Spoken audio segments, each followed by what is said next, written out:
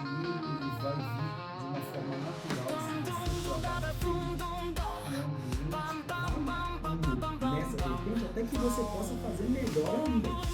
E deixar com que o paciente tenha cada vez mais acesso ao laboratório. Oi, gente, tudo bem? Aqui a gente está no primeiro programa do Fisiocast, um podcast de fisioterapia. Meu nome é Júlia Gonçalves, eu sou estudante de fisioterapia, estou no penúltimo ano e estou aqui com ela, Ludmila. Se apresente, por favor. Oi, turma! Um prazer estar aqui com vocês. Sou Ludmila Rodrigues, sou fisioterapeuta, trabalho principalmente na área de ortopedia e sou preceptora de estágio em algumas faculdades aqui do Distrito Federal. E é uma honra estar com vocês e com os nossos participantes. Queria pedir para o Eric começar se apresentando para a gente aí, depois o Klaus logo em seguida. Fiquem à vontade. Olá, pessoal. Obrigado pelo convite.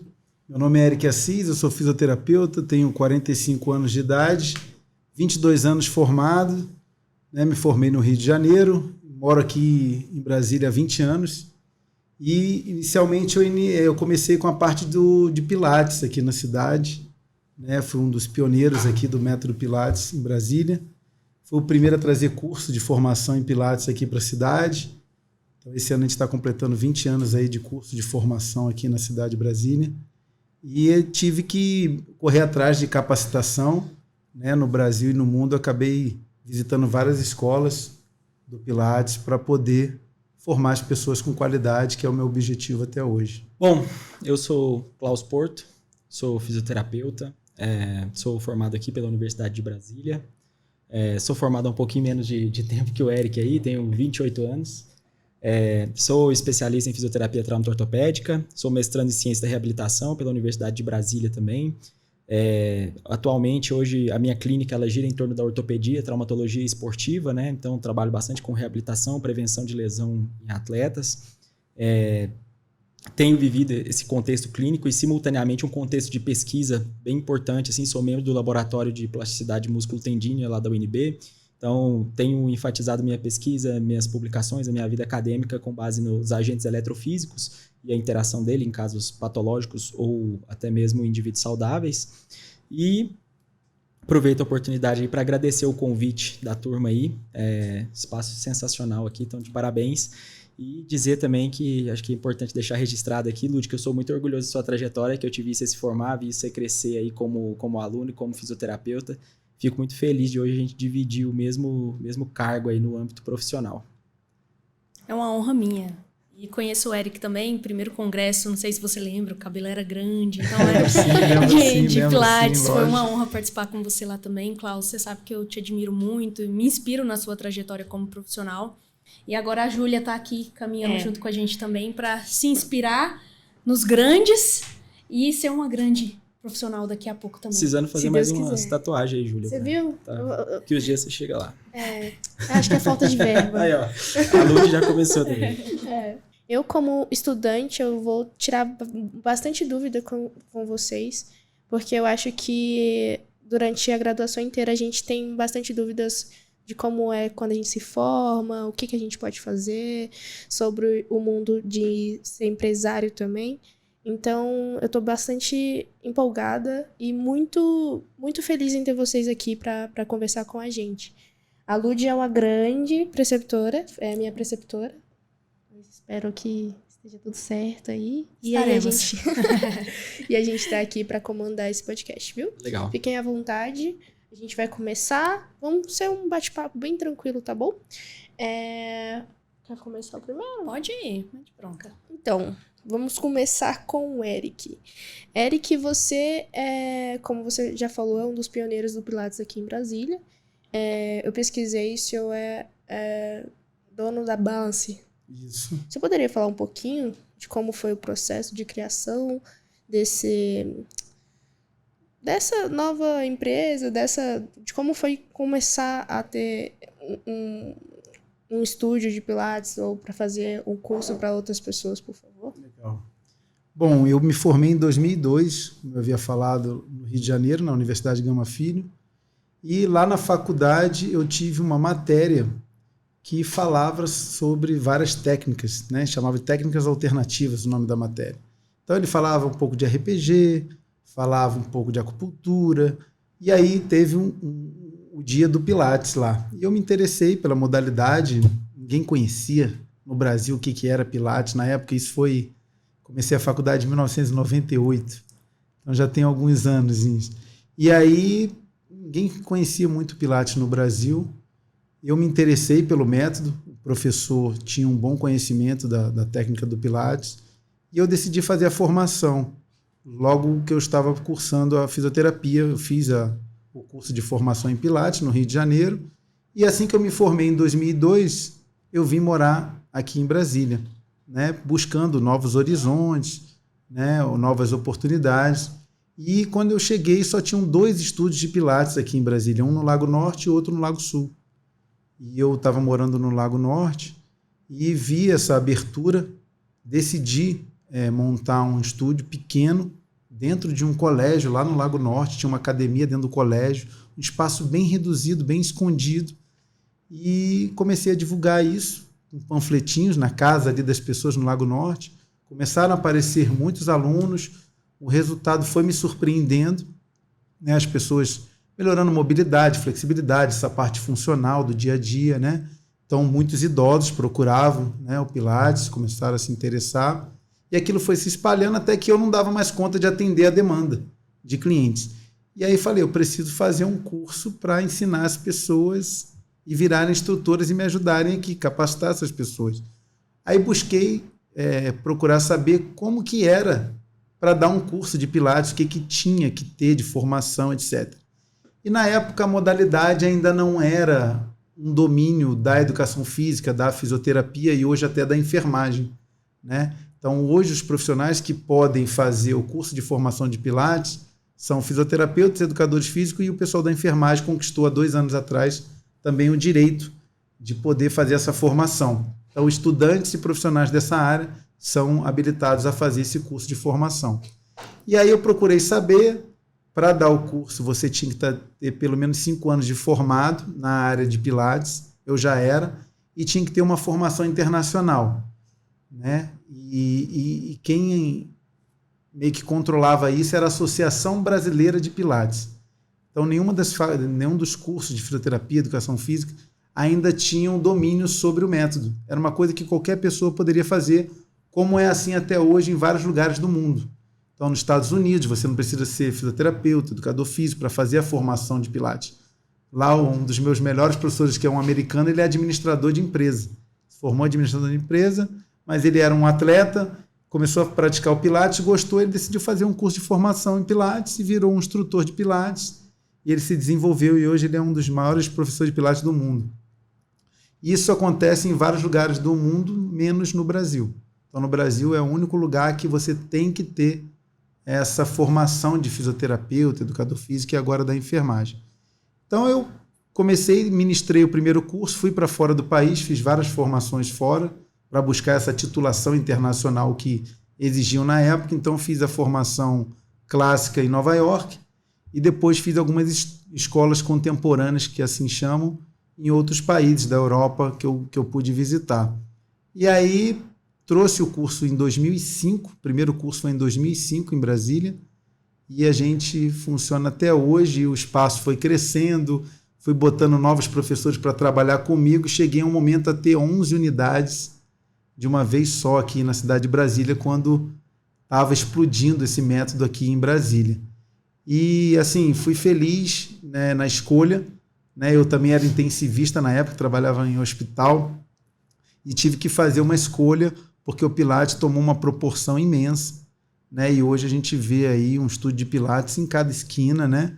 E ajudando ao mercado, tanto da fisioterapia quanto da educação física, e agora abrindo portas para o pessoal da enfermagem também. Então, comecei assim com um estúdio bem pequenininho, o negócio foi tomando uma proporção que eu não imaginava, e acabei, pela demanda, virando um empreendedor por necessidade. E aí me tornei um empresário do ramo, do segmento do Pilates especificamente. Então hoje a gente, além de curso de formação, a gente fabrica os nossos próprios equipamentos, comercializa, é a única empresa a fabricar os equipamentos de Pilates aqui na cidade de Brasília, né? E tentando contribuir com esse mercado aí, principalmente da fisioterapia. Klaus, conta um pouquinho da sua história pra gente também aí, como começou, desde quando, por quê a área também, por que a ortopedia, a desportiva? Então, quando eu tava acho na fase da escolha da faculdade que eu ia fazer na vida ainda, eu era praticante ferrenho de jiu-jitsu. E aí o meu sonho era ser fisioterapeuta do UFC. Aí eu falei assim, vou fazer faculdade de fisioterapia, então. E aí fiz a escolha no vestibular, passei no vestibular, entrei lá no UNB.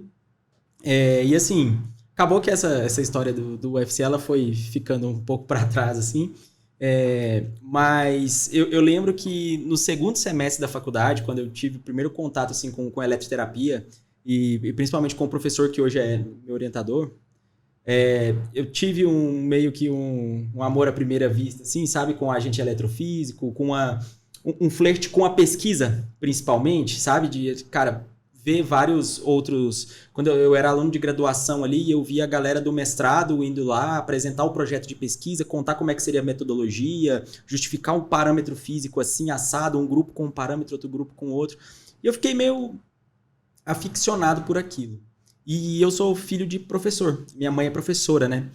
E aí eu comecei a entender esse lado da pesquisa e eu vi que a galera que fazia isso, todo mundo caminhava inevitavelmente para um caminho docente, né? No Brasil, a forma mais tradicional de ser pesquisador é você se tornando docente, né? Não é comum no Brasil você ter cargo, você é pesquisador de um laboratório, de uma empresa. Até tem, mas assim, muito raro, né? Então a gente acaba indo para esse caminho da docência. E aí depois eu peguei durante a faculdade assim, eu fiz muita monitoria dessas matérias de eletrotermofototerapia e conheci nesse meio tempo, sentindo a necessidade de ter um pouco mais de contato com clínica, eu conheci alguns projetos de extensão na faculdade, participei de um durante 2 anos que envolvia muito terapia manual. E aí foi outra paixão à primeira vista, e aí foi onde eu já me toquei e falei assim, cara, calma, o meu caminho é ortopedia, eu não tenho outra coisa, meu coração não tá pedindo outra coisa. E comecei a ter esse contato com terapia manual, a gente tinha muito aprendizado de terapia manual, treino de técnicas, e eu acho que eu peguei uma época da fisioterapia mais recente, assim, que a gente acabou que viveu muitas transições da terapia manual e da fisioterapia ortopédica enquanto ciência, né? Eu peguei a transição do CrossFit desde ser o esporte que mais lesiona até o esporte que mais melhora a capacidade funcional. Eu vi o Pilates, né? O Pilates vindo e o pessoal falando o nascimento das revisões sistemáticas com meta-análise de Pilates para dor lombar. Eu vi o RPG, que até então era endeusado, vi o RPG cair por terra na publicação de uma revisão sistemática com meta-análise. Então eu acho que eu peguei uma época da fisioterapia de muitas transições e de mudanças dentro do escopo científico da fisioterapia. E tanto é que existem coisas que eu aprendi na minha graduação que hoje já não fazem mais sentido. E aí, quando eu me formei, assim, foi quase que inevitável. Eu fiz a especialização depois de ter formado em ortopedia, e aí fui pro mestrado fazer pesquisa. Minha pesquisa é na área de osteoartrite de joelho, né? Estudando os agentes eletrofísicos na osteoartrite de joelho e comparando com o efeito placebo, que é uma coisa muito, muito clínica, né? Como não fazer placebo na clínica? Poxa, o paciente chega na sua clínica e ele te vê de jaleco, ele te vê falando com propriedade, isso é placebo. Até que ponto isso é inevitável de ser feito, né? E aí o meu caminho foi se trilhando dessa forma. Hoje em dia eu sou docente de nível superior de outra instituição privada aqui do DF também. E acabou que nesse meio tempo eu comecei os meus atendimentos na Em Movimento, lá em Águas Claras, a gente tem um espaço até hoje. E o nosso grande trunfo nesse espaço é a gente ter um espaço em que tanto eu quanto o José lá, nós somos sócios, e a gente tem um perfil de atendimento individual. A gente atende um paciente por horário, a gente não estima tempo de atendimento, e isso só é possível acontecer porque acho que o uso do que a gente faz lá, da forma como a gente emprega os recursos, a gente consegue entregar bons resultados, porque é tudo feito com calma, assim, é sem pressa mesmo. E acho que esse nível de atenção, o nível de avaliação, você poder se dar o direito de gastar 1 hora e meia para avaliar o paciente, fazer uma anamnese bem feita. E aí, só que esse espaço ele começou a funcionar em novembro de 2019. Em 2020 veio a pandemia. E foi onde, assim, eu confesso que era um espaço que era, na época, a minha única fonte de renda ali. E eu me via, assim, meio sem norte mesmo. Falei assim, putz, cara, não vai ter jeito, né? O que eu vou fazer? E aí a gente ficou um tempo fechado, acho que a gente ficou 2, 3 meses fechado ali no começo da pandemia, quando mandaram fechar tudo, né? E aí depois a gente retornou, e aí começando devagar. Mas eu acho que eu entendi, eu deixei de entender que eu era só fisioterapeuta que atendia no consultório e comecei a entender que eu era um empresário também, que eu era um empreendedor, a partir do momento que eu entendi que aquela viradinha de chave de entender que eu tinha um produto e que eu tinha que vendê-lo, porque a gente não atendia convênio. Nosso atendimento era particular. Putz, nosso atendimento era muito acima da média e a gente não consegue, dentro das perspectivas financeiras da empresa, atender convênios porque a conta não fecha. E aí eu acho que eu entendi, pus na minha cabeça e falei assim, cara, isso aqui é empreender, isso aqui é ser empresário. A partir do momento que eu tenho um produto, eu tenho que vender ele, eu tenho que trabalhar ele, eu tenho que entregar esse produto, eu tenho que estabelecer a imagem desse produto, eu tenho que passar a credibilidade desse produto, que é um diferencial. E aí eu falei assim, cara, então tá, vamos... E aí foi onde eu comecei a sair totalmente assim, do escopo de técnica da fisioterapia.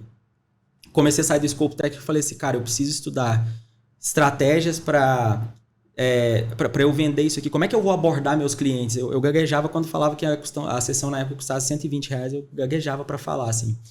E aí, quando eu dei essa virada de chave, assim, e eu acho que foi mais ou menos concomitante ao momento que você teve lá na clínica passando um tempo com a gente, cara, eu ficava meio assim, meu Deus, cara, que legal, que legal. E aí as coisas foram acontecendo, depois da Em Movimento a gente veio com outro espaço, que é a Arena Winners, que é um espaço que trabalha especificamente com tênis. Então a gente tem quadra de tênis, com aula de tênis, a gente tem uma academia com personal trainer, a gente tem a fisioterapia lá hoje a gente consegue nichar a nossa fisioterapia em atletas de tênis. Então, assim, epicondilite lá é mato. E aí a gente acaba tratando assim, muita especificidade do tênis, sabe? Pegando muito a análise biomecânica do tênis, fazendo a análise do gesto desportivo. A gente, enquanto profissional, acaba indo para a quadra. Cara, o tênis é um esporte apaixonante, comecei a jogar também, me divirto lá. Hoje sou totalmente incluso no ambiente. E agora, graças a Deus, em 2024, aí, agora a gente está vindo com um novo espaço aqui em Águas Claras também, que a gente vai tentar fazer uma ideia de espaço que o foco terapêutico do espaço seja exercício, né? Exercício não só envolvendo o Pilates, mas acho que trazendo a visão da fisioterapia enquanto prescrição de exercício específico, sabe? Que eu acho que ainda... tem coisa para explorar nesse mundo de falar assim, cara, a gente faz exercício específico. A gente trata lesões, a gente previne lesões com exercícios específicos. Eu acho que a fisioterapia tem esse trunfo de conseguir dominar bem esse tipo de prescrição. E aí hoje estamos aí, cara. Esse espaço vai sair muito em breve. As coisas estão sendo acertadas. A rotina é a milhão, eu dou aula, toco faço a gestão desses espaços aí e assim, às vezes a gente nem entende como é que dá conta, mas eu acho que eu não escolheria outra coisa, não escolheria outro lugar para estar, outro momento para estar na vida hoje, né? Eu acho que o Eric com certeza deve ter passado por essa parte do momento da vida dele aí com um pouco mais de experiência que eu, deve ter vivido essa parte aí, mas assim, é uma correria boa, eu gosto. Legal. Vocês dois trouxeram assuntos muito atuais, né, pra gente estar pensando. E eu também tenho essa veia meio empreendedora, e eu vou aproveitar falas dos dois, que surgiu essa pergunta aqui na hora. Nós estamos passando por um boom de empreendedorismo no Brasil, onde muitas coisas estão mudando, outras estão retornando, outras estão acontecendo. E como fisioterapeutas e profissionais da saúde, a gente tem questões muito delicadas que nós precisamos prestar atenção, né? O Klaus trouxe um assunto muito interessante, principalmente das evidências científicas, que nós, né, vivemos um marco muito grande, que as evidências estão cada vez mais evidências, né? Nós estamos falando mais de PBE, de prática baseada em evidência. Só que quando a gente vai para o mercado, quando a gente vai para o financeiro, para as questões de venda, se torna muito difícil vender um produto com evidência científica, porque aquilo que vende é mais atrativo quando não se tem tanta evidência. Quando não se tem tanta qualidade de evidência, vamos colocar assim, né? Porque nós temos muita evidência, porém, a maioria não tem tanta qualidade. E como que a gente tem, como empreendedor, a gente tem que tomar cuidado nisso, de entregar o melhor produto para o paciente?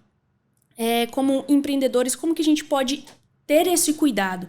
Como, por exemplo, nós temos aí inúmeras técnicas, né? Eu vou citar uma que vem caindo em desuso cada vez mais, que é o RPG, que é a Reeducação Postural Global. Como que nós, como fisioterapeutas, baseados em evidência, sabemos que Pilates está no top, né, no top 1 ali de evidência para dor lombar, terapia manual vem junto com o Pilates, a gente vê Mackenzie, outras técnicas também.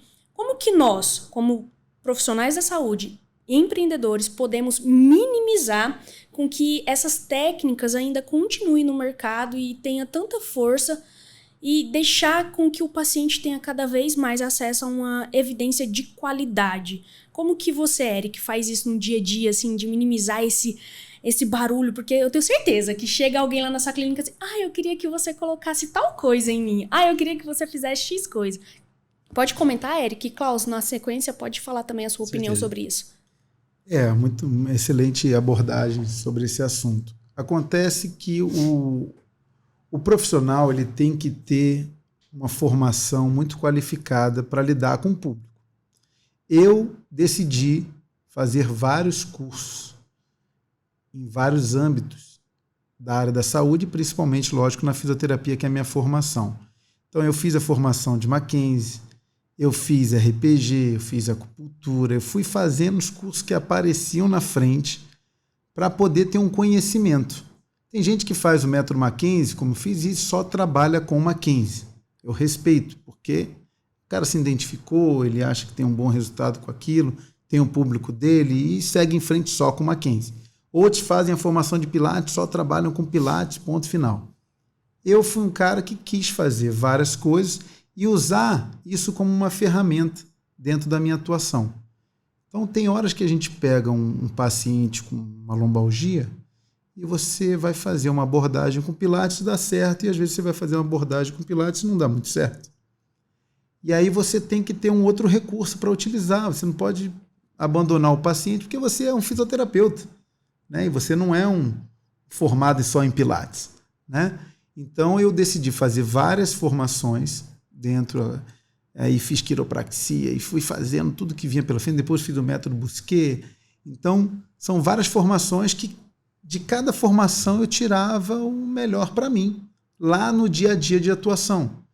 Então, às vezes, eu usava a abordagem do Mackenzie, orientava, educava o paciente com a abordagem do Mackenzie, que é maravilhosa, né, para que ele leve algumas coisas para casa, para que ele possa tomar os cuidados devidos, enfim. Então, o paciente, ele quer resultado. Não adianta você ter uma publicidade maravilhosa, uma propaganda, sua clínica ser linda, o espaço maravilhoso, porque se ele sair com dor, ele vai contar para todo mundo que foi lá e gastou um dinheiro e não ficou bom, não ficou curado. Então, eu ainda acho, e acho que morrer acreditando que a melhor publicidade é o resultado que você dá para o seu cliente. E o boca a boca ele vai existir para a eternidade. Então, o Eric, dentro da atuação, é conhecido pelos resultados que ele promove com seus clientes. Então, quando o cliente vai lá e sai com um resultado maravilhoso, ele fala para muita gente, né? E essa propaganda não tem preço, né? Você gastou o quê? Você gastou o seu conhecimento. Todos os cursos que você fez, a sua dedicação no estudo. Então, ali o resultado aparece. Então, eu vejo a fisioterapia num todo, que você pode ter uma base, a minha base é o Pilates, porque é muita riqueza de movimento. Então, um estúdio de Pilates ele promove uma riqueza de movimento, e você, com uma boa avaliação, você vai direcionar aquela aula, aquele atendimento. Então, não é qualquer exercício de Pilates que vai trazer resultado para o cliente. E sim o que você viu dentro de uma avaliação biomecânica, principalmente, em prescrever o melhor movimento para aquele momento daquele paciente. Tudo depende. Você tem que avaliar o seu paciente para saber exatamente o que ele precisa. E depende também de raciocínio clínico.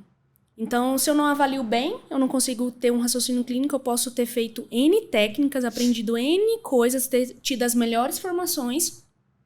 Se eu não conseguir raciocinar clinicamente falando de acordo com a especificidade daquele meu paciente, ele não vai ter resultado nenhum. E como você falou, né, o melhor marketing é o que o próprio cliente faz para nós. Então, se eu entreguei qualidade, ele vai falar de qualidade. Se eu entreguei resultado, ele vai falar de resultado. Então, fica bem mais fácil. Klaus, você, como que você está percebendo tudo isso aí na ortopedia, na traumato-ortopedia e desportiva? Então, hoje, na minha cabeça, eu construo e eu passo isso para os meus alunos assim, bastante. Primeira coisa que a gente tem que definir, de quem são as responsabilidades. A responsabilidade do paciente é procurar um serviço. A responsabilidade do fisioterapeuta é entregar tratamento de qualidade. O seu paciente, ele não tem obrigação de saber o que tem e o que não tem evidência, cara. O seu paciente, ele não sabe ir no PubMed e buscar uma revisão sistemática com meta-análise. Se você faz alguma coisa que é aliado à pseudociência, a culpa é sua, a culpa não é do paciente. Ah, porque o paciente pediu. Cara, cabe a você, enquanto profissional, coordenar o caminho adequado das coisas. E assim, eu vi diversas dessas formações também, né? Acho que a gente, quando é aluno de graduação, a gente se torna um alvo ali, né, de marketing desse tipo de produto. Então, diversos cursos, diversas coisas. E até um tempo atrás, eu confesso que eu era, assim, eu brigava muito com isso, sabe? Hoje eu não brigo mais com muita coisa. Eu entendo que cada um aceita a coisa como quiser e usa como quiser, mas assim, eu também não gosto, eu sou muito cético no sentido de acreditar muito em uma coisa só, sabe? Porque a evidência me mostra que qualquer coisa combinada é melhor do que um tratamento isolado. Não faz sentido eu fazer uma única intervenção. Esse, por exemplo, falando de Mackenzie, eu amo o Mackenzie, uso muito Mackenzie, principalmente para prescrições de casa, né? Mas você fazer um atendimento de 45 minutos, 1 hora, usando só Mackenzie, é difícil, eu acho que fica até chato e repetitivo, né?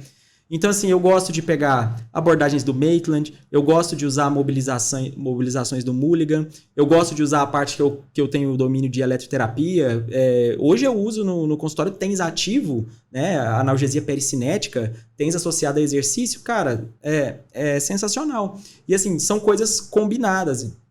E, inclusive, tem revisão Cochrane, por exemplo, comparando para dor cervical, terapia manual e exercício e só exercício.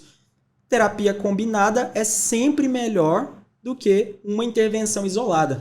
Então, eu acho que faz parte do escopo do fisioterapeuta você entender que você tem um cinto de utilidades e que em cada situação te cabe escolher a ferramenta adequada.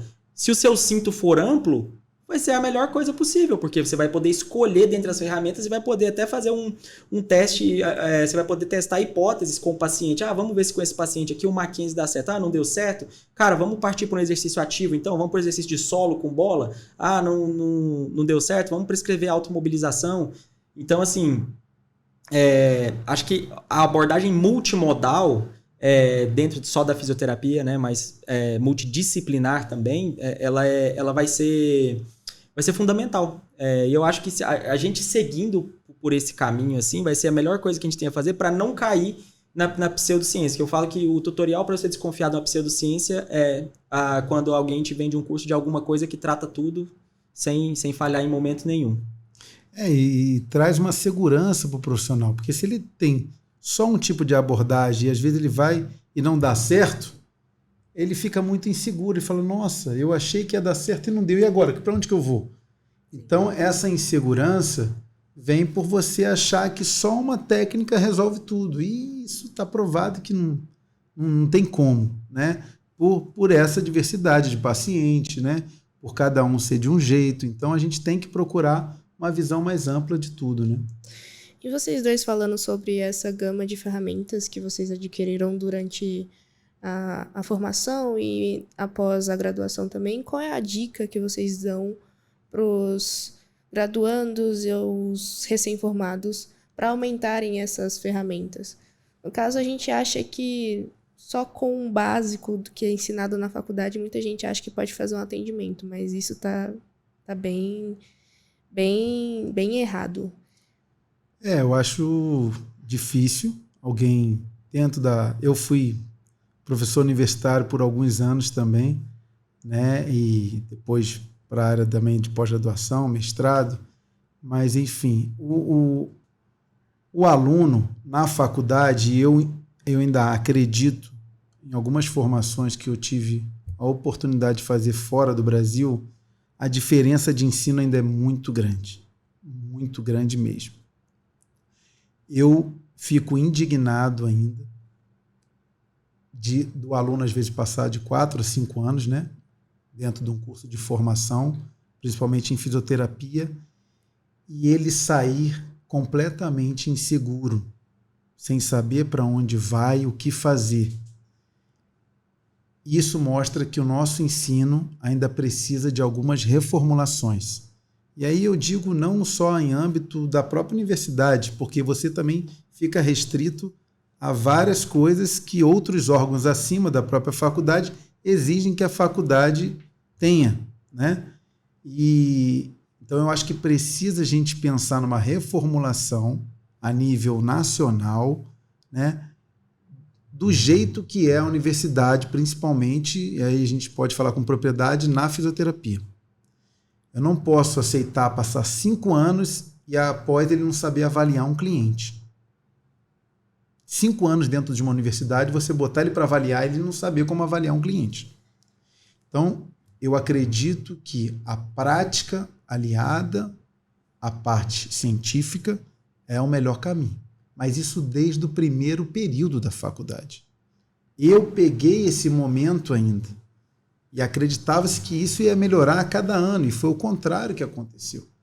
Eu estudei numa universidade que tinha aula de semiologia dentro do hospital, anatomia dentro do hospital, tudo era dentro de hospitais, né, onde a gente podia botar a mão na prática, supervisionada por um professor que tinha o conhecimento de cada área. Então, hoje, as pessoas, e cada vez mais com a tecnologia, com tudo, a gente ficando atrás de uma tela de um celular o tempo inteiro. Muito mais fácil, né? Você olhar o celular. Você deixa de ter os contatos. E na nossa área de movimento, ele é fundamental.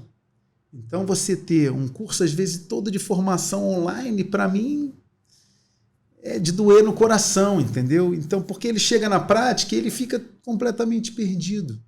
Então, eu acredito que, se ele sente falta, e eu acredito que mais de 90% sai da faculdade ainda bem inseguro, ele precisa ir se achando, buscando cursos, né, que ele sintonize, o que ele gosta e tal, para ele ir se desenvolvendo gradativamente. Então, acho fundamental ele abrir a mente em ver a maioria das possibilidades que ele puder fazer. Então, a gente tem curso de final de semana que custa R$300, há cursos que custam R$6.000, né? Então, eu acho que tem espaço para todo mundo, de você ir se desenvolvendo, se capacitando, e, lógico, você depois já formado, tendo uma leve remuneração, começando a investir em você como profissional. Esse foi o meu trajeto. Eu não tinha pai rico que podia me bancar nos estudos, eu tive que bancar cada ação que eu tinha que fazer, cada escolha. E eu comecei com cursos de R$300, R$400 de final de semana,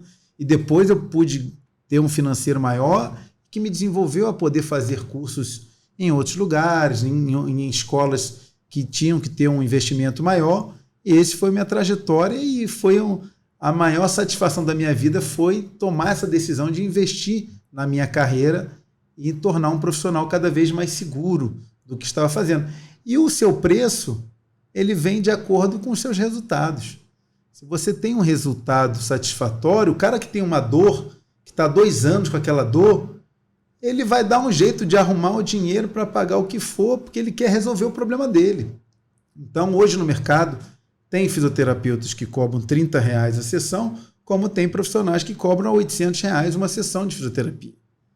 Então, você quer chegar lá? Tem um caminho a percorrer, né? Você tem que ir montando sua trajetória, e eu acredito que a melhor trajetória é você se capacitando cada vez mais. Eu não paro de me capacitar, então eu estou com 22 anos de formado, e toda hora que tem um curso inovador, que eu ainda não tenho um conhecimento tão grande sobre aquilo, se eu tiver a possibilidade, eu vou lá atrás, vou fazer para entender melhor sobre isso. Eu acho que é uma questão, isso aí que você falou para mim, Eric, na cabeça assim vem, é o discernimento entre preço e valor, né? Eu acho que quando você tem valor do seu produto ali, pouco importa o preço. Se você entrega o resultado, quem precisa do resultado que você entrega, ele vai lá e vai lá e faz, assim. É entender, basicamente, quem é seu público e não quanto custa, ou, enfim, associação de preço, né? Exatamente. Vocês falando disso, me vem muito à cabeça, né, do ensino e como que ele está hoje no Brasil. A gente está muito aquém do que deveria ser e a gente começa aí no ensino básico, né? A gente começa lá na pré-escola. Eu gosto muito de educação, então sempre que eu tenho a oportunidade de falar sobre isso, eu aproveito para falar sobre. Uma das coisas, assim, que eu percebo muito que a gente falha como profissional, como professor, né? E eu que estou entrando na docência agora. Porque a gente inspira muito o aluno a ser vertical. Então, ele está estudando fisioterapia, então ele tem que estudar fisioterapia. E a gente esquece que outras habilidades precisam ser desenvolvidas ao longo do caminho. Porque não adianta nada eu saber muitas técnicas, eu saber avaliar, mas quando eu chego na frente do paciente, eu congelo. Eu não sei conversar, eu não sei fazer um rapport com ele, eu não sei conversar com ele da melhor maneira para persuadir, para que ele fale realmente aquilo que eu preciso ouvir. E outras habilidades, como técnicas de venda, gestão de tempo. Vamos começar por aí, não vamos nem falar de gestão de negócios, né? Vamos falar de gestão de tempo. A gente não consegue organizar uma agenda para ser realmente efetivo, para realmente ter eficiência naquilo que a gente está fazendo. Então, eu acredito que para a gente começar a falar um pouco de uma educação mais aprimorada hoje, em pleno 2024, já aí na metade de 2024, é a gente começar a horizontalizar. Então, a gente sair um pouco só de estudar aquilo que a gente realmente está estudando dentro da graduação e estudar um pouquinho mais. E como que nós, professores, né, ou profissionais, como que a gente pode inspirar os alunos a fazer isso, né? Talvez ali a gente não consiga mexer na grade curricular do MEC, porque vem lá de cima e chega na gente, mas talvez inspirar os alunos em atividades complementares. Então, ao invés de ficar só ali em algumas questões, inspirá-los a estudar um pouco mais sobre outros assuntos também. E é aquilo que a Júlia falou, né? A deficiência maior que a gente percebe quando o aluno chega pra gente na preceptoria é a dificuldade de avaliação. Ele peca muito e você falou muito bem sobre isso.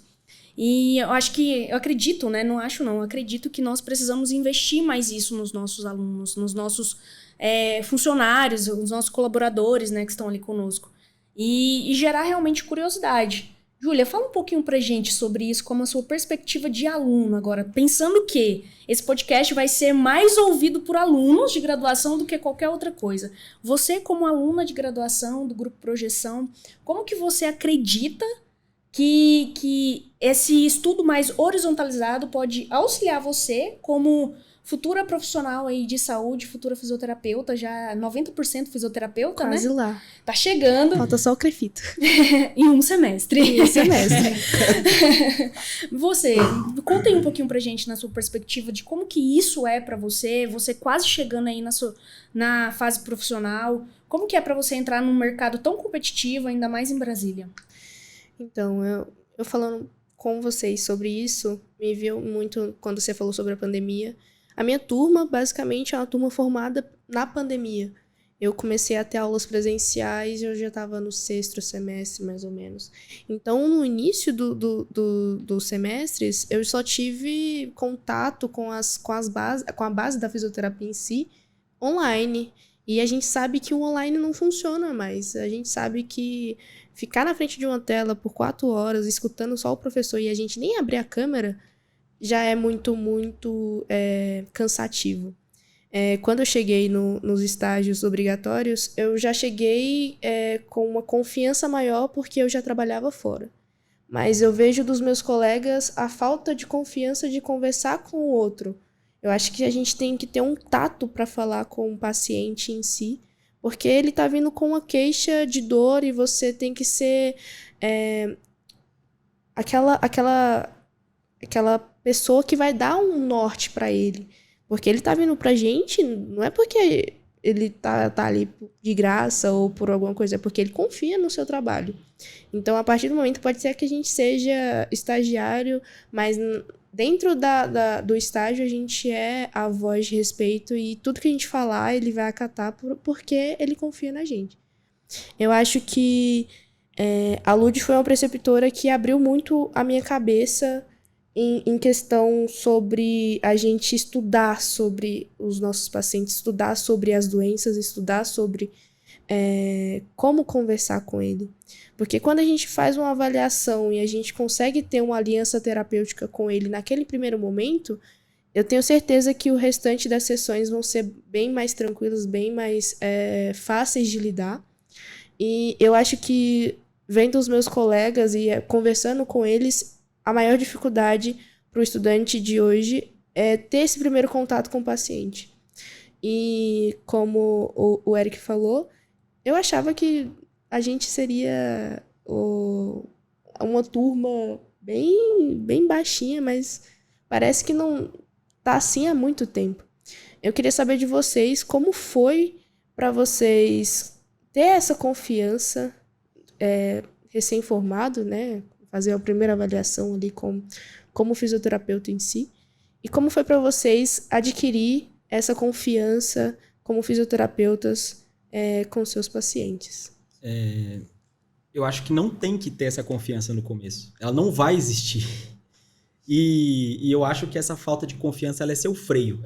É o cabrestinho que tem que estar em você ali, porque para não acontecer nada errado, não acontecer um erro de conduta, não acontecer um erro de raciocínio clínico. O meu orientador uma vez me falou uma frase que eu achei muito interessante, que é assim: prática requer tempo. Tempo requer constância. Você tem que estar lá. Eu acho que você estando lá, você vai vivendo aquilo. Vive aquilo. Avalia vai ser uma avaliação ruim? Vai, mas foi o melhor que você pôde fazer nas condições que você tinha naquele momento.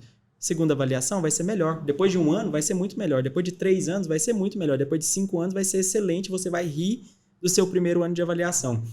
Então, assim, eu acho que você tem que viver o processo mesmo, viver a falta de confiança, conhecer vários pacientes, conhecer vários casos, colocar na sua cabeça que você é profissional de saúde, você não é profissional de doença. Você está só falando da doença do paciente para ele, ou você está buscando uma forma de promover a saúde dentro de uma disfunção que ele te apresenta? Eu acho que isso é muito importante, assim, porque hoje, na nossa maioria, o nosso conceito, a formação biomédica que é feita hoje, você é preparado para ser um profissional de doença. Conhece todas as doenças, você conhece mais sobre a doença do que sobre formas de promover a saúde. E eu acho que o caminho inverso ele é brilhante, você buscar mais promover a saúde. Tanto é que hoje, uma coisa que me traz, assim, eu lido muito com dor crônica, né? Imagino que o Pilates também traga pessoas com dores crônicas, e a dor crônica, ela para ser abordada, você tem que pensar num escopo que ele não é só de estrutura biológica. A estrutura biológica aconteceu porque, por exemplo, o cara fez plasticidade neural ali e ele tem informação de dor sendo disparada o tempo todo, a despeito de ter lesão estrutural ou não. Mas você tem um contexto psicológico afetado, você tem um contexto social. Você chega na construção do modelo biopsicossocial. E cada palavra que você fala para aquele paciente, ela vai construir um novo conceito na cabeça dele. Então, você quebrar o conceito, um tabu de fragilidade, por exemplo, que às vezes os pacientes trazem de eu não posso carregar peso, eu não posso agachar, esse tipo de coisa, eu acho que quando você quebra esse tabu, além de você estabelecer o rapport com o paciente, porque você passou uma grande credibilidade e mostrou para ele que era possível, você também começa a construir novos conceitos, até neurofisiológicos no paciente, sobre a percepção dele e a convivência dele com a dor. E eu acho que a gente pensar que o que a gente fala vai pesar para o paciente, vai reverberar talvez para o resto da vida dele, tem muito peso. Então, assim, eu acho que eu daria bastante essa dica, assim, viva o processo, prática requer tempo, acho que eu deixaria essa mensagem de prática requer tempo, e pense que você é responsável por aquilo que você vai cultivar na cabeça do seu paciente, pela sementinha que você planta lá. Então, tome cuidado para você não virar um profissional de doença e passar as informações que a gente chama de efeito nocebo, né? Que assim, eu acho que é um desastre você fazer nocebo num paciente. Então, tenha mais a visão de profissional de saúde do que de doença em si. Perfeito. Eu também sigo a mesma linha. Eu acho que esse nervosismo, frio na barriga, quando você vai avaliar um paciente já formado, é diferente.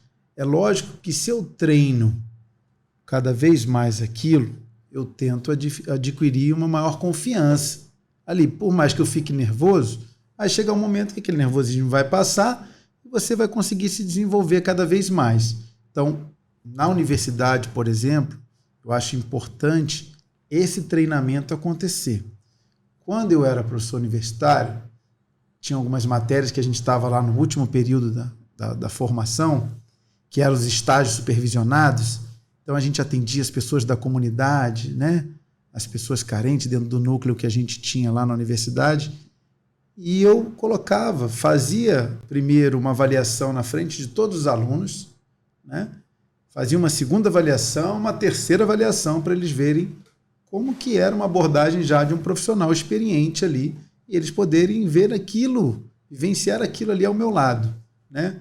Para terem um norte, né? Pô, como é que é meu professor avaliando? Como é que é um profissional já de anos ali atuando? Como é que ele avalia? Para eles verem também que não é um bicho de 7 cabeças, sim, que a gente não é um extraterrestre, que não é aquela figura do Eric, meu Deus. Não, eles vão ver e falar, uai, então não... Que simples. Ué, era só isso? Né? Então, aquela humildade da gente como um profissional que está ensinando, que está educando as pessoas, ela é fundamental para mostrar que a gente não se tornou um profissional exemplar fazendo coisas que eles não possam fazer. Mostrar que eles têm um caminho a seguir, como ele falou, o tempo é o melhor ali, mas ele tem que ir atrás, né, para que aquele tempo seja uma coisa valiosa, que ele não desperdice o tempo dele. Então, ele treinando isso na universidade, então eu botava os alunos depois para avaliar e eu observando, para ver se eles estavam fazendo as críticas construtivas em cima de cada aluno. Um era mais tímido, tinha vergonha de se impor na fala, no comando verbal, o outro, às vezes, desatento, esquecia de perguntar coisas importantes. E você vai educando, orientando. Quando acabava aquele estágio que durava 6 meses, ao final do estágio, eles agradeciam por ter vivenciado aquilo. Então, aquilo depois, a um nível profissional, eles vão ter aquela lembrança, porque eles vivenciaram aquilo. Não foi uma coisa que eles viram numa tela. Eles botaram a mão na massa e começaram a desenvolver aquilo. Então, ele vai continuar sendo um pouco inseguro, mas ele já tem um norte, sabe como, e o tempo vai qualificando ele. Então, eu acho que é como ele falou, não tem como você tirar esse nervoso. Quem não sente nervoso é porque não está nem aí para o paciente ou para a profissão que está fazendo. A gente fica nervoso porque a gente se cobra em querer fazer o melhor daquilo que a gente está se propondo. Então, eu, quando fiz a minha primeira avaliação, eu perguntava coisa que não tinha nada a ver. Eu falei, por que eu estou perguntando isso? Então, assim, a gente tem que ter a humildade de entender que o tempo é o senhor da razão ali nesse sentido, entendeu? A gente tem que se capacitar, se preparar, e essa fase vai passar, mas você vai ter ali segurança depois para conduzir seu caminho. Eu acho que essa fala do Eric, ela é muito importante quando a gente fala, você tem que tirar o docente do pedestal, cara. Você, como docente, você tem que estar sentado na mesma altura da galera e conversar com todo mundo. Então, assim, eu acho que hoje eu consigo fazer isso, mas é um processo que é complicado fazer. O meio acadêmico, ele tem um ego alto, né? Então, assim, você ser um docente fora do pedestal, você sentar ali com a galera, cara, senta com todo mundo, vamos lá na clínica, vamos sentar no tatame e vamos discutir o caso. Cara, senta lá de perninha cruzada com todo mundo, e aí, galera, vamos trocar ideia, vamos ver o que aconteceu aqui, a avaliação, assim, assado. Eu acho que quando você se coloca numa horizontalização, né, falando com a galera de igual para igual, até a adesão deles aos seus conceitos Sim. melhora, porque ele começa a ver que a posição de vocês é muito próxima, que não é uma corrida, o fator ali não é quem chega na frente primeiro, é só porque um largou antes e o outro largou primeiro em momentos diferentes. Exatamente. Então, acho que essa questão posicional, assim, de você se posicionar enquanto docente, é muito importante e traz bastante o aluno para perto ou para longe de você. Sim. Eu sempre falo isso para os alunos, né? O que separa a gente é um crefito. A diferença é essa. Eu tenho um crefito e você ainda não tem. Não posso falar o meu número, não. Aqui eu não vou falar, não. O que separa a gente é só isso. Então, quando eu trago o aluno para perto, é bem mais fácil. Até quando eu vou corrigi-lo. Ele vai aceitar, né? Aquela crítica ali, você realmente instruindo. E o aluno, eu sou recém-aluna, né? Assim, digamos. Eu me formei tem pouco tempo.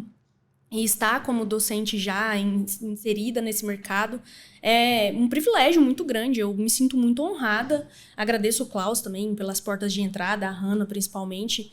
E ver os alunos agradecendo a gente pelo raciocínio clínico, por você realmente mostrar os resultados e trazê-los de fato para perto, faz toda a diferença na nossa caminhada como profissional também. Porque a gente percebe que está acertando. Não, se tem alguém elogiando é porque realmente então a gente está no caminho.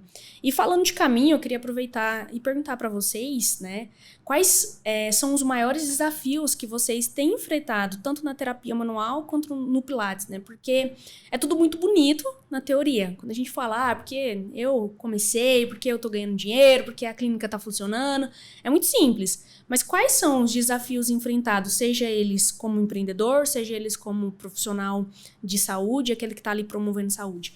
Podem escolher quem vai começar aí dessa vez. Pode ficar à vontade, Eric. Olha, já passei por alguns desafios. Vou completar aí 20 anos de empresa aqui em Brasília. Então, desde o Covid, que foi o último episódio de abalo, assim, como empreendedor, mas tiveram outras situações econômicas do país anteriormente que fizeram a gente balançar, né? Então, o empresário ele tem que estar preparado para tudo, né? E aí, de novo, é o tempo. Quando você é empresário por 1 ano, você tem algumas habilidades. Quando você é empresário com 10 anos de empresa, você tem mais outras habilidades. Quando você tem 20 anos, e assim vai, né? Quanto maior o tempo, lógico, se você for estudando, se dedicando, você vai ter habilidades para lidar com o que ocorre principalmente no Brasil, que é um país muito difícil do empreendedor se sustentar assim por muitos anos.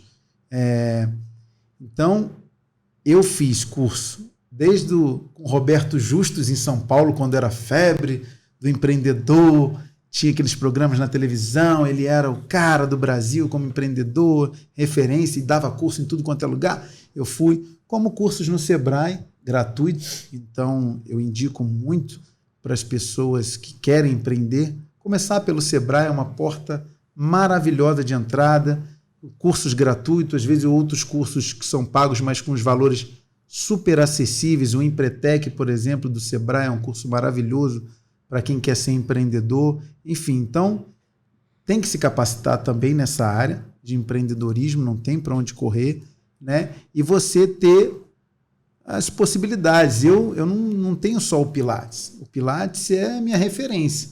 Mas, por exemplo, na minha unidade do Lago Norte, a gente tem um salão, que são só os aparelhos de Pilates, uma outra área que é só a terapia no solo, que pode ser Pilates, incluído com várias outras modalidades. A gente tem um ginásio de aparelhos de musculação para trabalhar com os atletas de alto rendimento. Então, eu tratei muito atleta do UFC, né? Fui convidado a viajar com vários atletas do UFC, então também foi uma realização para mim, por gostar muito de esporte, de luta e etc. Então, a gente tem as macas para trabalhar com terapia manual, com RPG, com Mater, com Mulligan. Enfim, você abre portas porque você é empreendedor, né? Então, o aluno vem pedindo determinada demanda. Vocês trabalham com liberação miofascial? Trabalhamos. Vocês trabalham com Pilates? Trabalhamos. Mas o médico pediu para fazer Pilates e musculação. Pois é, nós temos aqui também Pilates e musculação. Legal. Então, assim, o empreendedor ele tem que estar antenado e sintonizado com a sua demanda. Se ele de fato não gosta e não quer empreender com aquilo tudo, não ter esse controle todo, ele pode ter parceiros, onde ele pode empreender junto a parceiros. Falou assim, eu não tenho, mas aqui do lado nós temos uma parceria, você pode ir lá. Enfim, o empresário ele tem que estar antenado a todas as possibilidades, porque se você, cada vez que um cliente bate a sua porta, você fala que não tem, não posso, não vou, ele não vai indicar para ninguém. Fala, não, ali só tem aquilo, não é melhor ele não, vai no outro ali. E aí você, como empreendedor, está andando para trás, como a gente diz. Então, a gente tem que estar antenado aí nessas possibilidades. Bom, o que eu vejo de desafio hoje? Como eu trabalho, eu caio muito em contexto de reabilitação, por exemplo, fratura, pós-operatório, e acabam sendo períodos grandes, né? E aí, eu acho que você justificar para o paciente o porquê ele vai gastar com você, ele vai investir em você uma grana ali, mesmo ele tendo convênio, vai ser melhor para o pós-operatório dele do que do que ele fazer pelo convênio que ele já paga, por exemplo, mas ele sabe que às vezes no convênio não é do jeito que ele precisa, ou do jeito que ele até quer ser atendido. Eu acho que isso é um grande desafio, assim, que talvez eu não tenha a receita ainda, porque já testei de vários jeitos, e sequer, não sei, quiçá, se existe receita para isso, né? Cada pessoa se convence de um jeito, cada pessoa quer um tipo de coisa para ouvir. Então, assim, eu acho que essa parte de mostrar que o meu atendimento é fisioterapia e o de lá é fisioterapia também, isso na cabeça do paciente é um conceito muito forte, sabe? Tipo assim, tá, fisioterapia por fisioterapia, então eu vou do convênio. Mas quebrar esse paradigma, ele é um desafio muito grande. E assim, é uma questão até mais mesmo, porque assim, eu sou apaixonado por terapia manual, eu adoro terapia manual, adoro usar, eu adoro treinar a técnica, eu adoro dar aula de terapia manual. E assim, a terapia manual ela vem passando por uma transição científica muito grande, porque se você pegar, nós estamos em 2024, em 2014 eu aprendi na terapia manual que a gente tinha fidedignidade para palpar L4. Você pegava e contava L4. E aí veio um ensaio clínico que mostra que colocaram vários profissionais formados numa sala, ressonância magnética funcional, pediram para todo mundo palpar L4, no mesmo paciente ninguém palpou L4, confiabilidade baixíssima, intraexaminador, interexaminador, eu falei assim, putz, caiu tudo por terra, cara. Ah, não, porque eu vou fazer uma manipulação aqui, um lombar roll, e aí eu vou manipular L2 e L3. E aí a gente vem outro ensaio clínico e fala assim, cara, pouco importa o segmento que você manipula. Manipulação torácica trata dor cervical. O que importa é o efeito neurofisiológico que é gerado pela técnica. Então essa crise de identidade da terapia manual, assim, eu peguei e tô vivendo muito isso, assim, então isso acaba que desmistifica um pouco, assim, muito do que era a terapia manual até pouco tempo, daquele cara palpador de vértebra, palpador de víscera e tal. E a gente sabe que a terapia manual hoje ela tem o simples, ela é mais simples do que a gente imaginou que fosse. Então, você vai fazer uma manipulação torácica? Beleza, manipula torácica, mas saiba o que esperar e saiba falar para o paciente o que você está fazendo, porque você vai falar para ele que está manipulando T5 especificamente, isso não existe mais. E, assim, não que a técnica não funcione, não tenha o efeito neurofisiológico, não que tenha a liberação do opioide endógeno. Não é isso, a premissa fisiológica ela já é muito bem estabelecida. Mas assim, a forma do raciocínio clínico da terapia manual ela mudou de 8 para 80 em 10 anos de uma forma absurda. E aí acaba que, se você não interpreta direito esse tipo de mudança, fica parecendo que a terapia manual ela foi relativizada. Né? Tipo, então faz qualquer coisa de qualquer jeito que vai liberar o opioide endógeno e tá tudo bem. E também não é assim, porque terapia manual tem uma série de contraindicações, né? Eu já recebi paciente com haste de escoliose que outros colegas tentaram manipular a torácica do cara. Meu Deus. E assim, são coisas que acontecem. Quem sou eu para julgar também? Então, assim, eu acho que esses desafios, fora, claro, toda a questão que o Eric falou, você é empreendedor, você tem que entender o time do cliente. Quando você pega esse time do cliente, porque assim, foi muito difícil para mim entender, cara, e assim, difícil de verdade, entender que quando eu escolhi trabalhar do jeito que eu trabalho, com um atendimento particular, com um valor um pouco acima da média, não era todo mundo que era para ser meu público. Eu tenho meu público específico. E, cara, é difícil entender que você não pode abarcar todo mundo, porque a sensação que vem no coração, assim, é que quando o cara sai da sua clínica porque realmente é fora do padrão dele, você sente que você perdeu um cliente e que você deixou de faturar alguma coisa, né? Mas não é porque não é todo mundo que é seu público. Eu acho que se você nichar e for dentro de um público que é seu, não vai ter muito erro, sabe? E assim, é difícil você falar assim, cara, putz, será que não fui eu que não consegui? Será que eu falei alguma coisa que não foi legal? Será que a venda não foi legal? A captação do cliente não foi legal? Não fiz um raporte direito? O que aconteceu? E, cara, não era nada disso. A culpa não foi sua. Só não era um cliente que fazia parte do escopo do seu público. Não, e na verdade, eu vivi esse momento que você está vivendo. Né? E o que você falou do tempo também. Eu fiquei, acho que, 15 anos sem atender plano de saúde. E hoje eu ganho mais dinheiro com plano de saúde que com paciente particular. Então, assim, você vai achar o caminho em breve, porque você já é muito antenado, de atender plano de saúde e, às vezes, ganhar mais com plano de saúde do que com paciente particular. Eu demorei demais para achar esse caminho. Eu falei, por que eu não achei antes? Né? Então, assim, por quê? A gente foi criado com a fisioterapia, com o plano de saúde, pagando um valor irrisório, coisa que não dava nem para imaginar. Então, criou um preconceito desse atendimento com paciente de plano de saúde. E tem plano de saúde hoje que paga R$200 a sessão para fisioterapia. Então, é a gente entender, preparar a clínica, saber quais convênios caem dentro desse atendimento valorizado, né? Como que você pode lidar tudo dentro, né? Sem fazer nada de errado e atender um paciente pelo plano com essa qualidade que você quer dar. Então, hoje, na minha empresa, a gente consegue atender, não todos os planos de saúde. Então, tem plano de saúde que paga, de fato, um valor ínfimo, que é melhor atender de graça, né? E você receber aquilo do convênio, que aí você não está se valorizando também, e aí a gente não faz mudar o mercado do plano de saúde.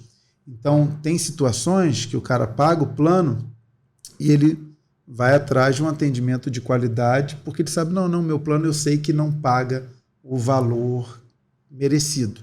Então, tem alguns clientes que sabem que o plano dele não cobre aquele atendimento de qualidade, ele já tentou um atendimento pelo plano e, de fato, às vezes ele não foi bem atendido ou supriu a necessidade dele. Né? Então, a gente tem que achar esse caminho dentro da fisioterapia. Agora, a gente tem que se valorizar. A gente não pode aceitar um plano pagando R$15, R$20 um atendimento. É uma coisa que, se a gente aceita também, a gente não vai mudar a fisioterapia para um patamar diferente, entendeu? Eu tava falando com a Lud agora, antes da gente entrar aqui no podcast, tava falando para ela, cara, assim, 6, 7 anos tentando arriscar, tentando empreender. Esse ano que eu fui achar essa receita, que agora que esse próximo espaço está vindo, que a gente falou assim, cara, vamos trabalhar com plano de saúde agora, porque a gente conseguiu uma planilha, assim, ir cotar, estudar o plano de saúde, mas, cara, foram 6, 7 anos acreditando que realmente não daria em momento nenhum da vida para trabalhar com plano de saúde. A gente foi descobrindo isso agora, porque assim, a vertente do próximo negócio nosso é a ideia de trabalhar com plano de saúde, sabe? Mas realmente é um tempo que se demora para você construir, para você até amadurecer a ideia, sabe? De entender como a coisa funciona de fato, assim, que... Com qualidade também sair daquele histórico da gente de, para ganhar com plano de saúde, tem que botar 5, 6, 7 por horário. Exatamente. Né? Então a gente tem que evoluir, né? E, de fato, poder atender com qualidade aquele cliente com plano de saúde. Entender que ele é um paciente como um outro qualquer e que precisa um atendimento de qualidade. Então, e que também não é culpa dele que se o plano de saúde, quanto o plano de saúde remunera para a clínica, não é culpa dele, né? Sim, ele contratou o plano e ele não estava querendo saber quanto que pagava para cada clínica, para cada profissional. Ele só contratou, né? Gente, infelizmente nós estamos caminhando para o final aqui, um bate-papo já de 1 hora mais ou menos. E eu gosto de fazer uma pergunta sempre assim para arrematar, para a gente poder chegar aí e vocês deixarem aquela mensagem especial, principalmente para quem está nos ouvindo. Já agradeço quem está até o final conosco aí, compartilhando. Se você ainda não compartilhou, você tá falhando. Manda para aquela pessoa que você considera muito, que é seu amigo do coração, que merece ouvir esse bate-papo e crescer junto com você. Não seja egoísta, hein? E eu queria pedir para vocês imaginarem um cenário. Vocês estão falando com todos os estudantes do mundo. Vocês têm a oportunidade de 2 minutos deixar uma mensagem para esses alunos, que são o nosso principal público. O que vocês diriam? Vai ser traduzido em todos os idiomas e você só tem o papel de falar. Então, qual que seria essa mensagem, Eric, que você deixaria assim para todos os estudantes hoje, principalmente de fisioterapia? O que você deixaria de dica, de conselho, de sugestão para quem está começando a carreira nesse exato momento? A principal mensagem é você ser feliz, buscar sua felicidade naquilo que você faz. Independente do momento que você vai alcançar esse objetivo que você propôs para a sua vida. Então, não corram atrás do dinheiro. O dinheiro ele vai vir de uma forma natural se você trabalha feliz no ambiente que você está, né? Você vai ter a vontade de crescer e de evoluir porque você está feliz naquele ambiente e fazendo o que você gosta. Então, eu já vi e já tratei muitas pessoas com muito dinheiro, super infelizes, depressivos. Então, nós somos da área da saúde, a gente cansou de ver isso na nossa frente, né? E vai cansar de ver ainda, né? Então, não adianta você querer buscar o dinheiro no primeiro lugar. Eu cheguei a Brasília, meu primeiro salário foi R$300 por mês, como fisioterapeuta. R$300 por mês. E depois eu tive a oportunidade de conquistar tanta coisa, tanto material, que a gente também busca o nosso melhor, no sentido de querer um carro legal para viajar com a família, para curtir conforto, novas aventuras, conforto. Isso não é também hipocrisia, ninguém querer buscar isso para sua família, ou querer ter uma casa, um apartamento, enfim. E eu nunca imaginei chegar na posição que eu estou hoje, depois de 22 anos de formado, como fisioterapeuta. Nunca imaginei. As conquistas, não só materiais, mas também de respeito como profissional, porque eu fui atrás da minha felicidade, fui fazer aquilo que eu gostava. Então, quando eu estava no hospital, há mais de 10 anos, e não me senti mais feliz naquele ambiente, eu preferi sair e buscar novos horizontes. Eu não fiquei me amargurado trabalhando no local apenas pela parte financeira.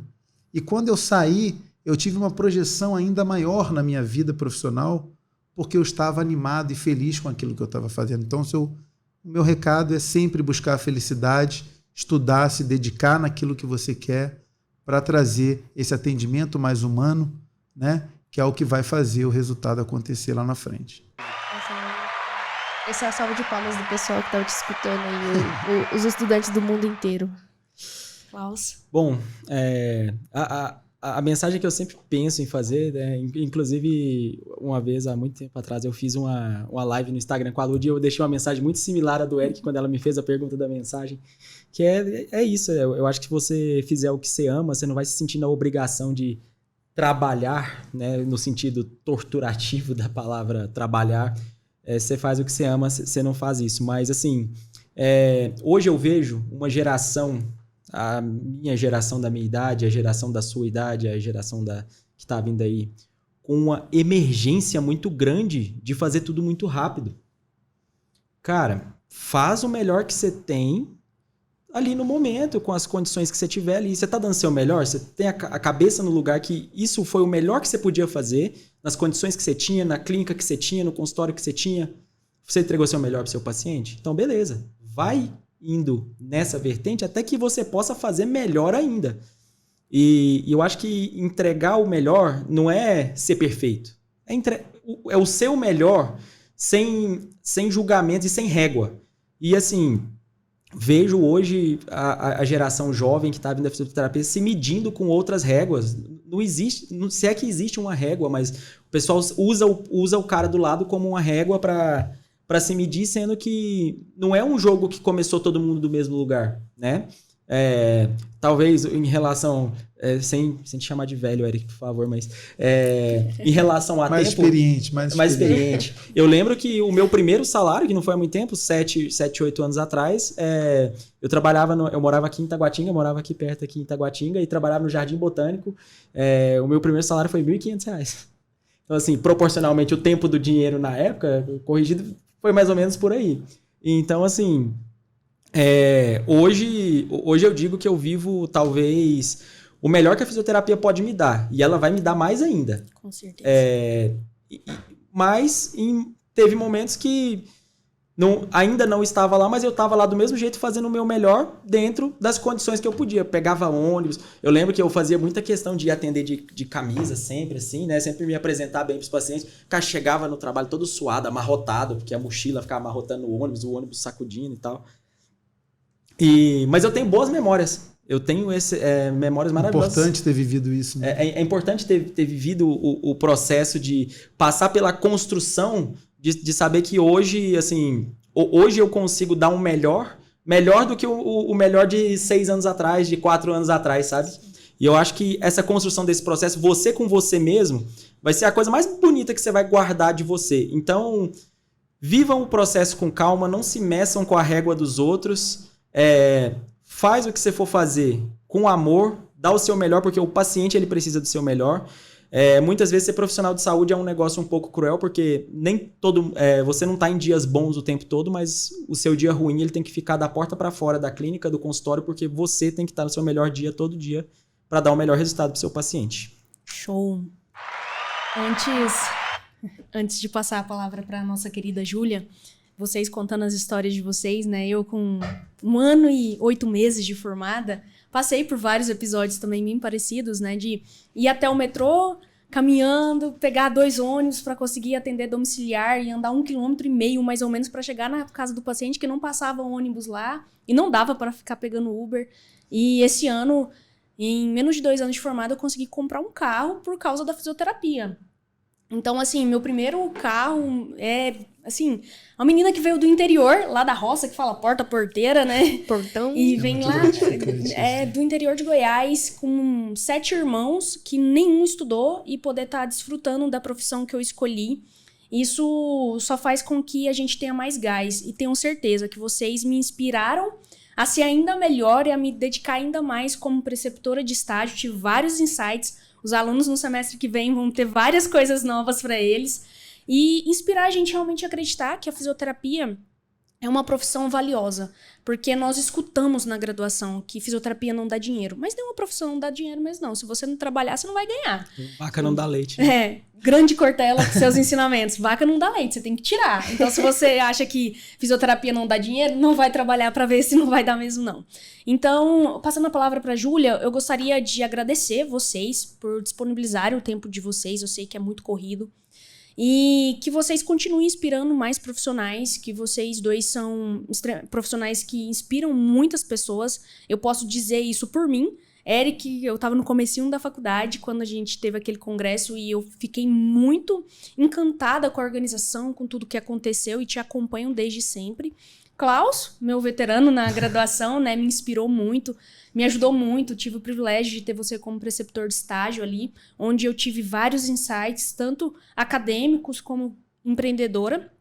Então, meu muito obrigada a vocês por participarem do primeiro Fisiocast. Então, vocês são os primeiros, os pioneiros que estão aqui conosco. Então, vai o meu muito obrigado. Começamos com o pé direito, né? Exatamente, com 2 feras da fisioterapia que estão aí desbravando Brasília. A Eric que começou desbravando e agora a nova geração, né? E que vai vir uma nova geração aí também. É uma escadinha, né? Se você for parar pra pensar, tá tudo assim, bem encaminhadinho. Então, eu também tô muito feliz de ter recebido vocês aqui. Tô muito agradecida. Eu tenho certeza que na trajetória de vocês plantaram uma sementinha no coração de cada aluno, de cada pessoa que vocês inspiraram. Estão plantando aqui no meu coração também. E em agradecimento à participação de vocês, a gente tem presentinhos. Opa! Aqui, para Klaus. Muito obrigado. Vou abrir ao vivo, hein? Abram, fiquem à vontade. Obrigado. E pro Eric. Ô, Lud, você sabe que, cara, pra mim eu tenho, assim... Tô tiozinho já, tô chegando nos 30, né, 28. Mas é bizarro pra mim ver 3 gerações minhas, assim, na minha frente. Porque tem eu, aí você foi minha aluna e hoje eu já estou na mesma mesa do podcast com a sua aluna. Então, é muito doido isso, né? O segmento das gerações, assim, cara, é muito doido. Mas tiozão nada, Klaus. Eu tô aqui com 31 já e você falando que tá tiozão com 28 anos. Sacanagem, me senti velha agora. Vocês estão querendo acabar comigo, né? Muito obrigado aqui. Todo mundo jovem. Não, é só a sementinha dando frutos. Eu tenho que pensar assim. Mas aí mostrar essa felicidade. Eu tô com 45, 22 anos... E com a disposição de 20. Isso aí. Então tem que estar nessa. Tem muita coisa de uma criança, né? Talvez a minha geração não vive. Minha mãe fala muito que a minha geração dos 45 não vai viver os mesmos 45 que ela viveu, né? Tem que fazer por onde. Tem que ter energia para desbravar o mundo. E eu tenho certeza que a gente vai conseguir ainda se trombar muito mais na frente. E muito obrigado por vocês terem aceitado participar do podcast. E espero que vocês tenham uma prosperidade infinita na vida de vocês, na vida empresarial, no profissional também. E queria terminar para vocês falando um pouquinho da empresa de cada um. O Eric com a Balance e com o Klaus também no Em Movimento. Pode ficar à vontade, falar com o pessoal. Hora de fazer o jabá, né, Eric? É importante, não pode faltar, né? A empresa é a Balance Class, né? Uma empresa voltada para o segmento inicialmente era do Pilates, tanto que a empresa se chamava Balance Pilates.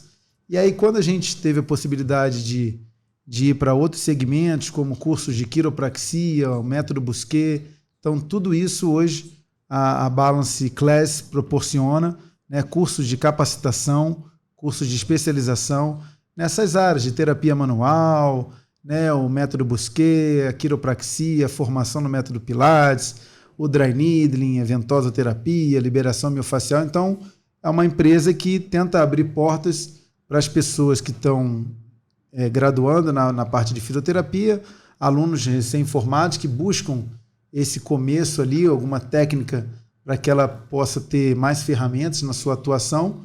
E, logicamente, quem está ouvindo isso, é só falar que está ouvindo, que com certeza vai ganhar o seu desconto aí. Opa! Está ouvindo Gostamos. Aqui o podcast, é só mandar o contato lá para a empresa, né? A gente hoje vai na rede social e consegue achar lá, né, a Balance Class, os contatos para poder, quem quiser, ter esse descontinho aí para fazer qualquer curso de formação conosco.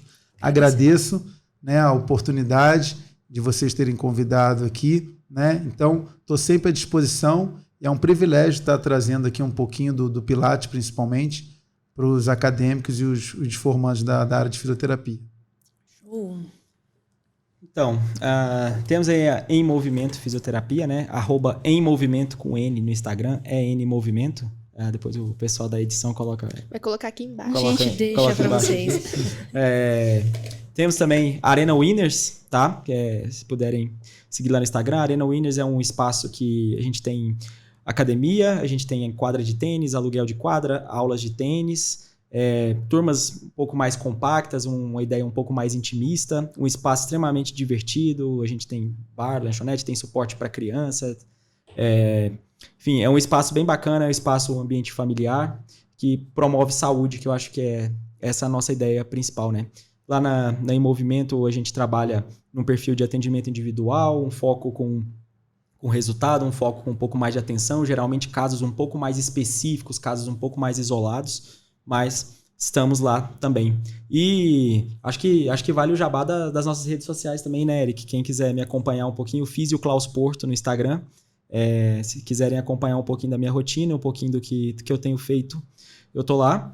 Aproveitar para agradecer mais uma vez a recepção do pessoal aí, o espaço muito bonito, recepção impecável. Aproveitar também para te saudar, Eric, foi um grande prazer te conhecer, cara. A gente não tinha cruzado nosso caminho ainda, mas... Prazer foi meu também. Construir uma grande admiração pela sua história e pelo que você fez pela fisioterapia em Brasília, que com certeza tem uma representatividade muito grande, cara. Parabéns aí também por você, pelo caminho que você está traçando, né? E tenho certeza que vai ser um sucesso cada vez mais. E a rede social pessoal é Eric Assis Oficial. Então, quem quiser seguir, fazer algumas perguntas lá, que ainda ficaram com algumas dúvidas, fica à vontade também para fazê-las por lá. Show! Valeu, pessoal. Gostaria de agradecer mais uma vez em nome do Instituto Dolphin. Agradecer também, principalmente, o espaço do Grupo Projeção, que nos concedeu esse espaço maravilhoso com essa tecnologia super avançada aqui para que nós pudéssemos realizar este podcast. Agradecer a Balance, a Em Movimento, a Arena também. E agradecer a Júlia, que foi minha companheira, que nós estivemos aqui no dia de hoje. Muito obrigada pelo companheirismo, que venham outros. E é isso, turma. Muito obrigada por todos vocês nos acompanharem, por ouvirem. E mais uma vez, não deixe de compartilhar com quem você ama. E venha para mais um podcast do Fisiocast. Até logo. Tchau, tchau. Tchau. Valeu.